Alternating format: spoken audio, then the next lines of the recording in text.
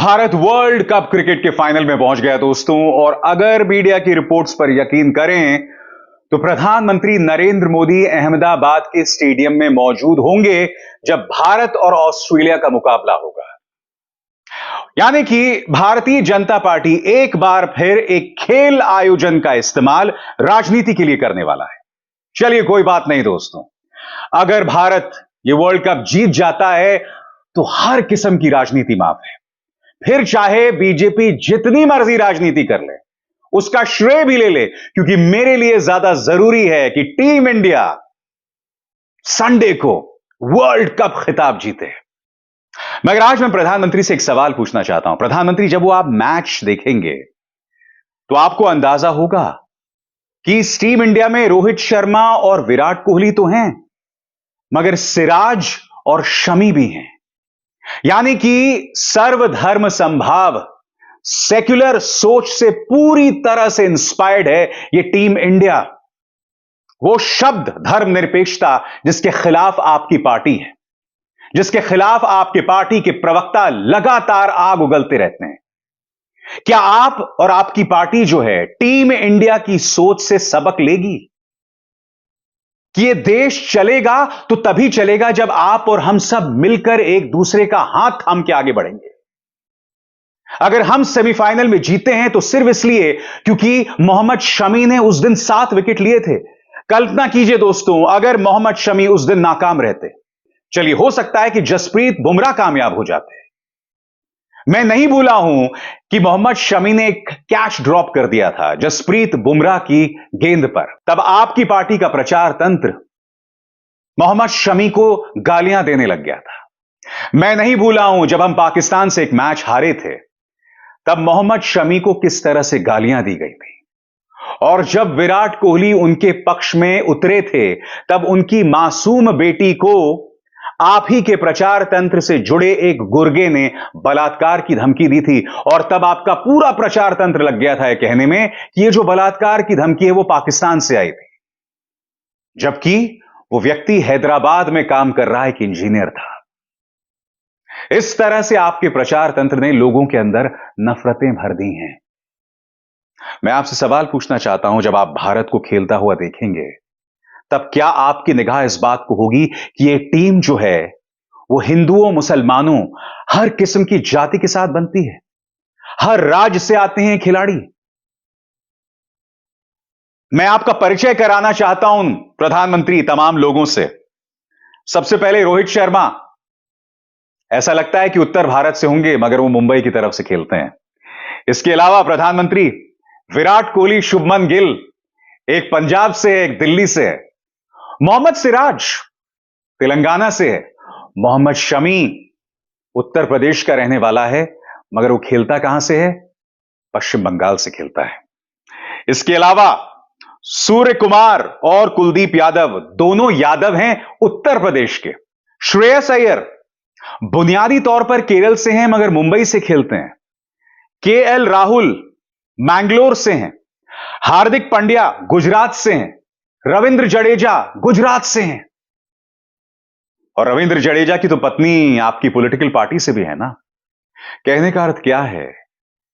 यह मेरी खूबसूरत टीम है जिसमें इतने रंग हैं।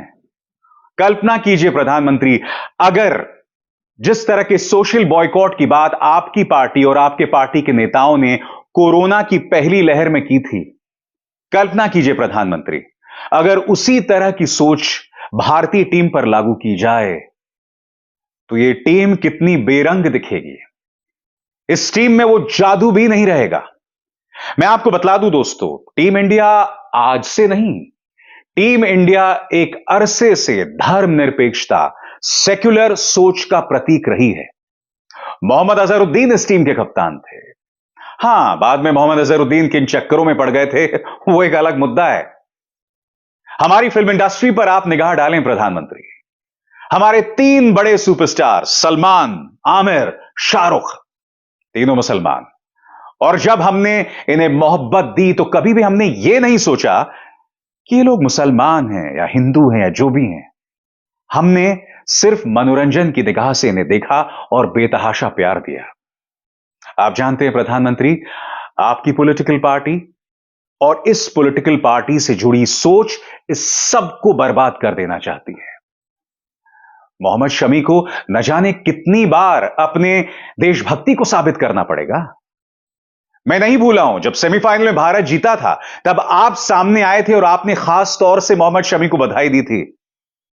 हां, लोग ये पूछ रहे हैं कि अब तक आप मणिपुर पर क्यों खामोश हैं, महिला पहलवानों पर क्यों खामोश हैं, मगर आज का दिन वो दिन नहीं है प्रधानमंत्री।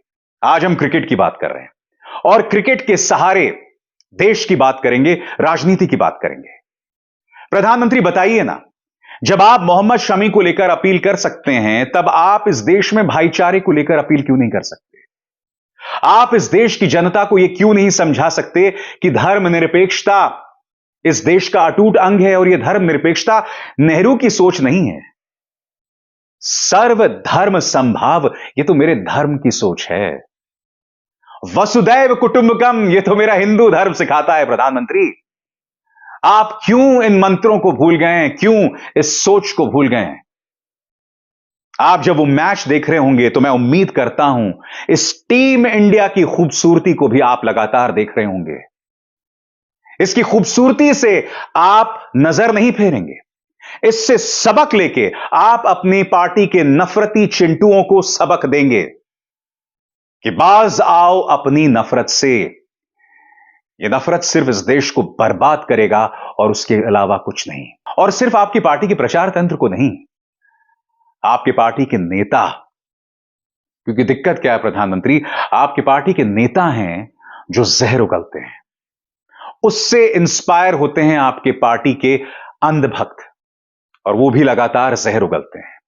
मैं ये भी उम्मीद करता हूं प्रधानमंत्री कि आप मीडिया को सबक देंगे जो आए दिन जहर उगलता है। और मैं ये उम्मीद करता हूं गोदी मीडिया से कि फाइनल से पहले वाहियात कार्यक्रम नहीं चलाए जाएंगे कि कप जिताएंगे मोदी, मेडल जिताएंगे मोदी, भारतीय टीम को जीत के गुर सिखाए मोदी जी ने। ये सब चीजें भी ना हो। मैं उम्मीद करता हूं कि आपके प्रधानमंत्री कार्यालय के वो जो जोशी जी हैं ना, वो ये नसीहत देंगे। हम सब उम्मीद करते हैं कि संडे को जो होगा वो क्रिकेट का एक खूबसूरत मैच होगा। मैं नहीं जानता कौन जीतेगा दोस्तों, क्योंकि ऑस्ट्रेलिया भी हर गुजरते दिन के साथ बेहतरीन खेल रही है।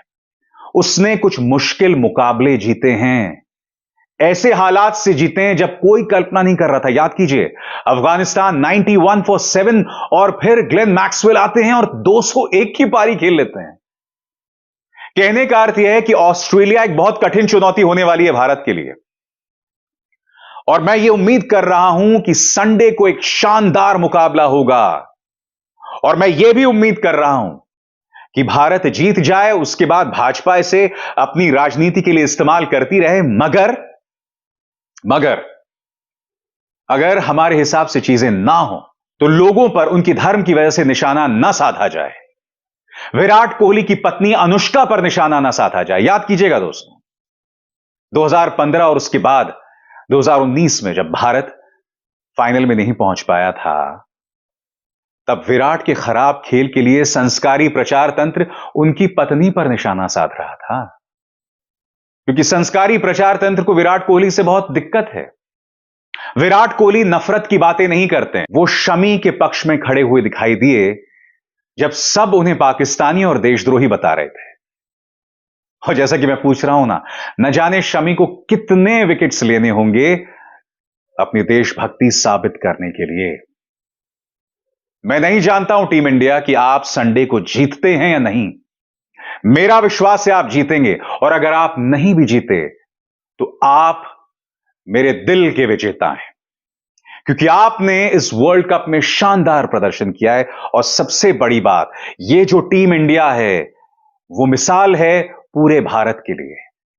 इस टीम इंडिया के अंदर अलग अलग धर्मों से, अलग अलग जातियों से, अलग अलग राज्यों से जो लोग एक साथ खेल रहे हैं एक यूनिट की तरह, वो पूरे देश के लिए एक शानदार मिसाल है।